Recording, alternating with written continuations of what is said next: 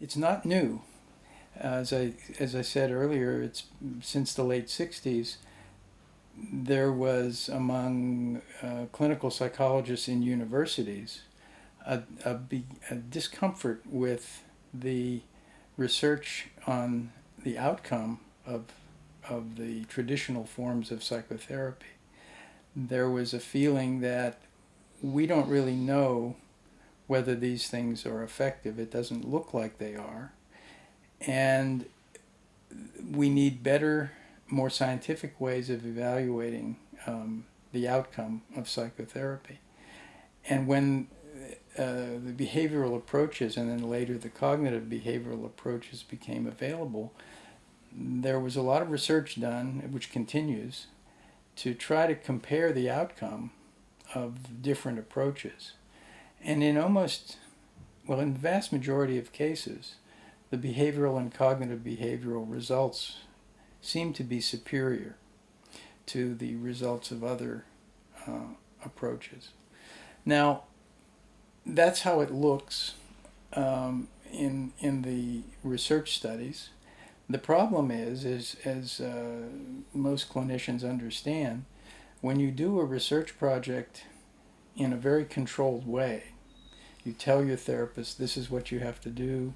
You only have patients who have these characteristics, and you have only a certain number of sessions with each patient, and so on. You are creating a situation that's not very similar to the real world of psychotherapy. And so what you have is a great deal of control and not necessarily very much similarity to real clinical practice. So you have what we refer to as internal validity, but not as much external validity or generalizability. So clinicians began to say, well, you people in the university are doing these very controlled studies, but you don't understand what therapy is really like, and your results don't really apply. And we shouldn't be having patients and doctors making decisions about what kind of therapy to seek and how to give therapy based only on laboratory studies.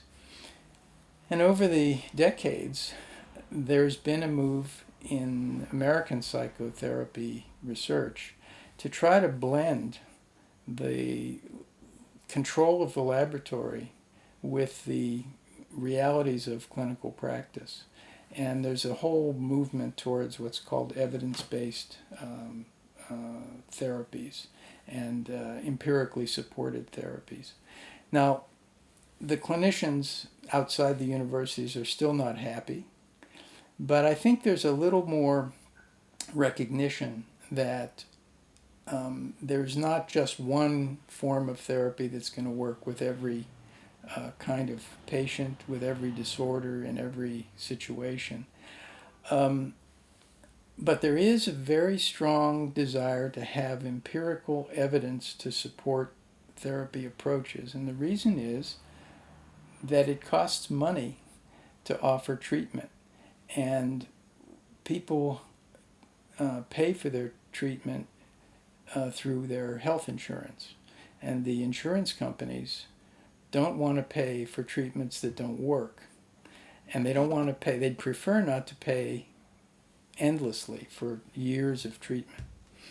And this was one of the reasons why it became so popular to go to a psychiatrist instead of a psychologist, because the psychiatrist can give medication and not have to really do what we would consider psychotherapy. So there's a tendency in the United States for patients with almost any disorder to be treated with drugs. There's not much reason to think that the drugs are any better than psychotherapy, but they're quicker and they take less time. Now, the new healthcare system in the United States demands that everybody's healthcare program or plan covers mental health care. And they can't limit you as to how many dollars can be reimbursed. So this may make it easier for patients to get the kinds of therapy they want, maybe without the drugs. We'll see. This is a sort of new world we're in now.